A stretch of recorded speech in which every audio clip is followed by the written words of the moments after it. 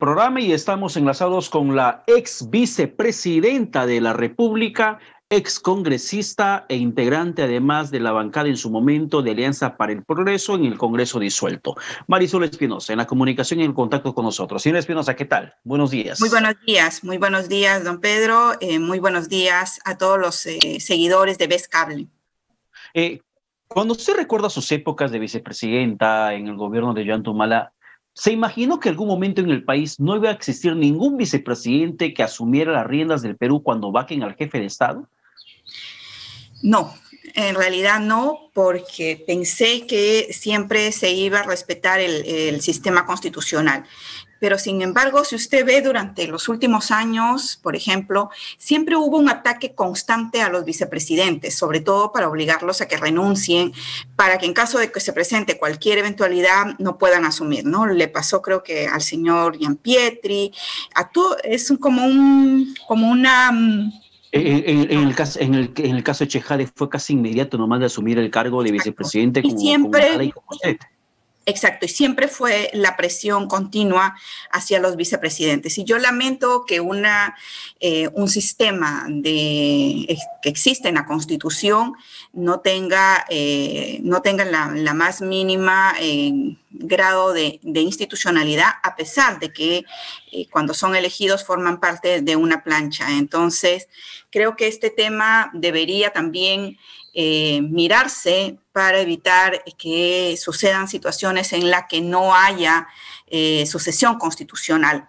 Y creo que uno de los aspectos que también se ha olvidado es que cuando vas en una plancha, tú asumes y tienes que ayudar a la estabilidad y a la gobernabilidad del país. Creo que eso es fundamental. Claro, pero dentro de todo ese panorama electoral, gobernabilidad es lo que no había en los últimos años. Lamentablemente es un quinquenio completamente perdido, que además vamos coronando con una crisis económica bastante cruda y una crisis sanitaria ya de por sí muy notoria hace mucho tiempo, solamente que ahora se ve mucha más la profundidad crítica en la cual nos encontramos. ¿Cree usted que Sagasti tendrá tiempo suficiente para que pueda estabilizar el país?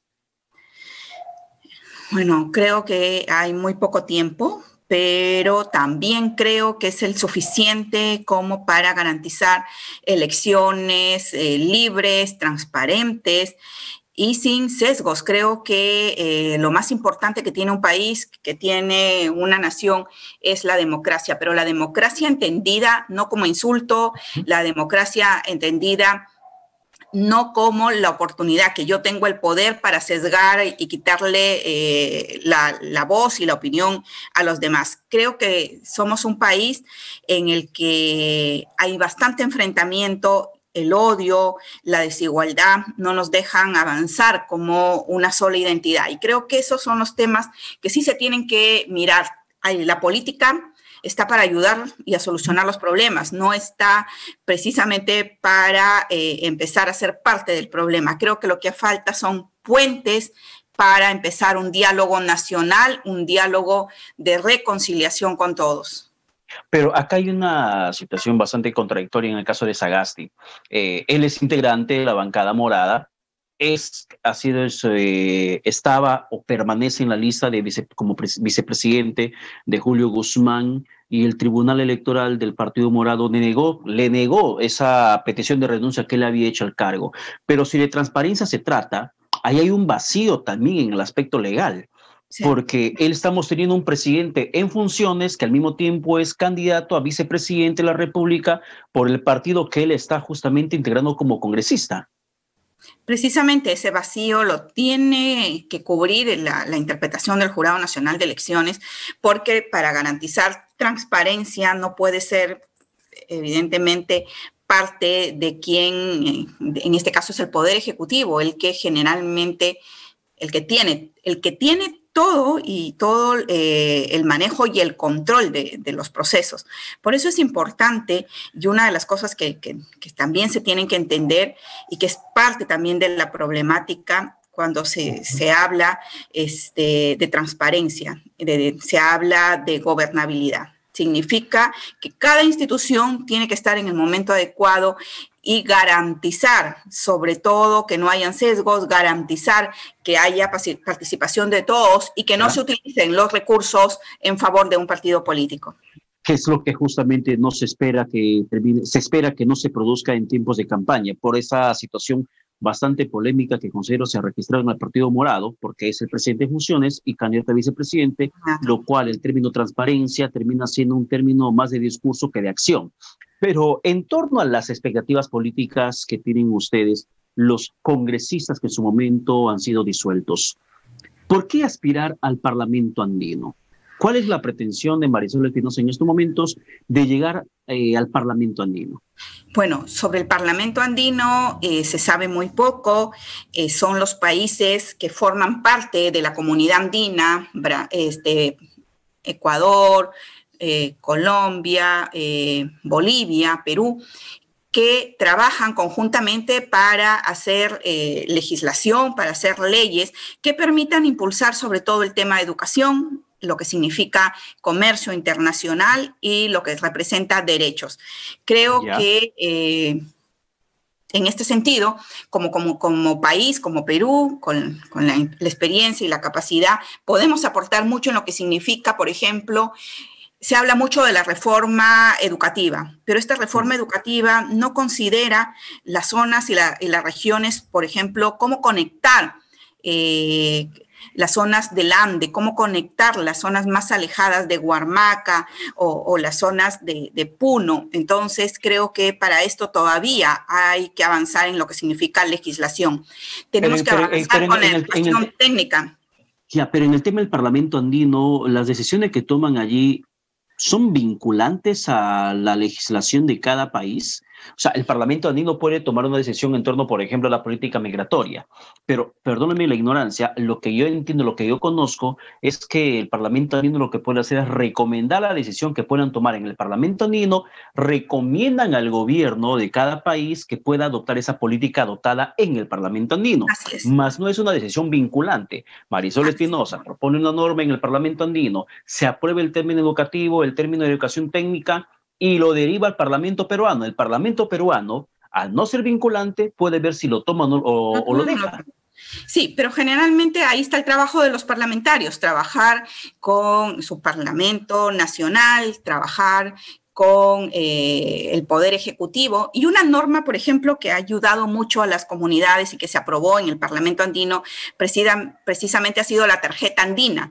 La tarjeta andina que facilita, ahora yo no necesito pasaporte para irme a Ecuador, para irme a Bolivia, incluso a Chile, ¿no? Entonces creo que ese es uno de los logros que se evidencia en la vida cotidiana de la población, pero creo realmente que tenemos que trabajar por sistemas de educación virtual, educación técnica superior, que está básicamente desaparecida del mapa, que tiene que pasar por un proceso de acreditación y que no tiene, por ejemplo, institutos, ni a pesar de que nosotros pusimos en la ley que se le designe el 5% del canon, ¿qué han hecho? Cuando ya había el fondo, lo retiraban para hacerlo los presidentes regionales con ayuda del gobierno nacional en obras, pero no vinculadas a la educación de los tecnológicos. Y hoy los tecnológicos, si hoy tuvieran que pasar una acreditación, no la pasarían porque simple y sencillamente no tienen la infraestructura, ni la acreditación, ni nada para poder pasarlo. Por eso creo que es importante trabajar desde el punto de vista de la comunidad andina en temas de comercio exterior vinculados a las pymes, a las pequeñas y medianas empresas, para que puedan hacer conexiones con el mercado andino y vender sus productos como lo hacían antes y que ha bajado las cifras de comercio internacional. Y ya, un poco entrando al ámbito también electoral, pero nacional. La renuncia de Carmen Omonte de la bancada de Alianza para el Progreso, ¿les puede pasar la factura a su partido Alianza para el Progreso con miras al 11 de abril? ¿Es una salida que le va a doler? No, Carmen Omonte, bueno, ha tenido algunas diferencias y creo que ya lo ha explicado con respecto a sistemas de vocería, que es en realidad manejo administrativo de la bancada, pero Carmen no ha salido del partido. Del partido. O sea, Omonte aún permanece en el partido, pero ya no pertenece a la bancada. ¿Cómo se entiende eso? Pertenece al partido ella está trabajando en la candidatura y no es, bueno, ha renunciado porque tiene algunas diferencias. Es un tema ya de personas, ¿no? Pero ahí habría que también precisar allí, por ejemplo, ahí existe ese otro vacío. Si un congresista renuncia a su bancada, uno se interpreta que también renunció al partido. Si no pertenece a la bancada del partido que le llevó esa curul, entonces ¿a quién va a responder?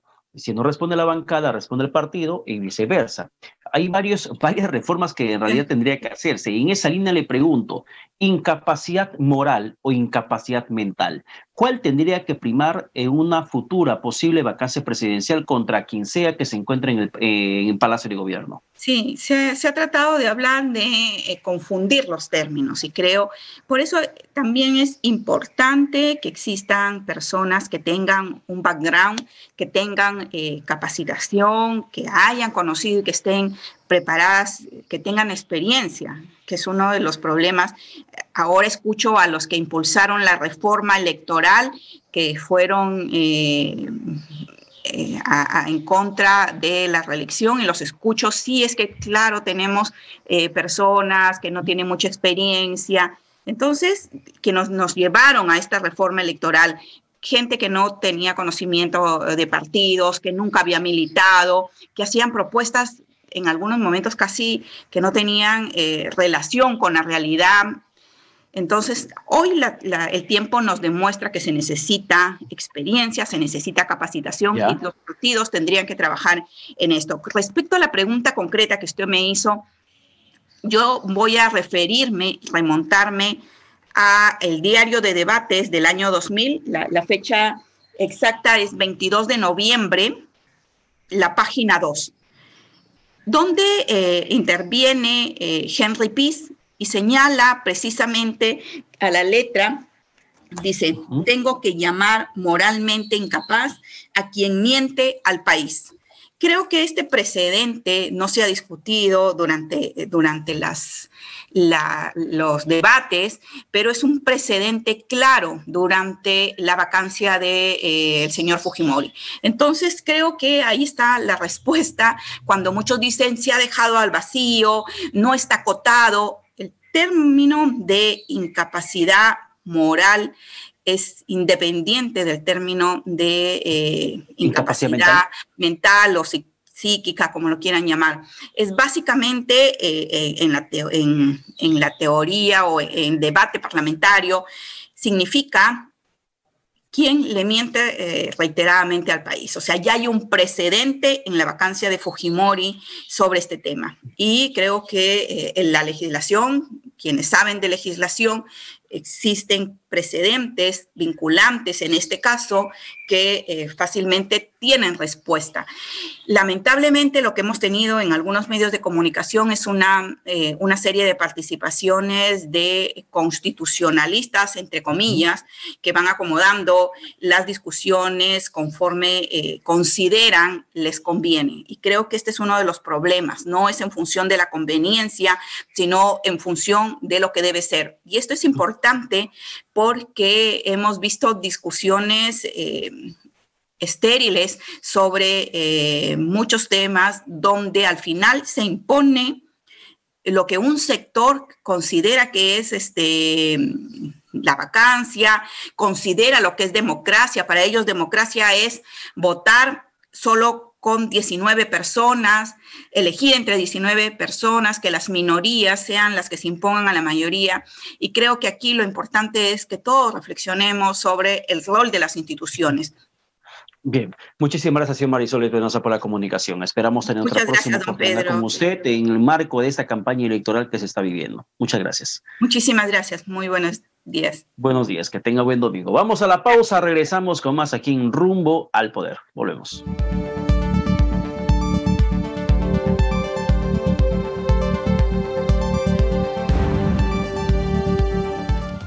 Y todos los domingos de 10 a 11 de la mañana. Toda la información explicada a detalle para que tomes las mejores decisiones. Rubén Sánchez y Carla Poggi irán más allá de los titulares en Manos a la obra. Todo lo que está detrás de la noticia, analizado al milímetro junto a invitados especiales. Y también estará con nosotros Miss Morena. Les contaré la historia que se está escribiendo hoy. Este y todos los domingos, Rubén, Carla y Miss Morena se pondrán manos a la obra.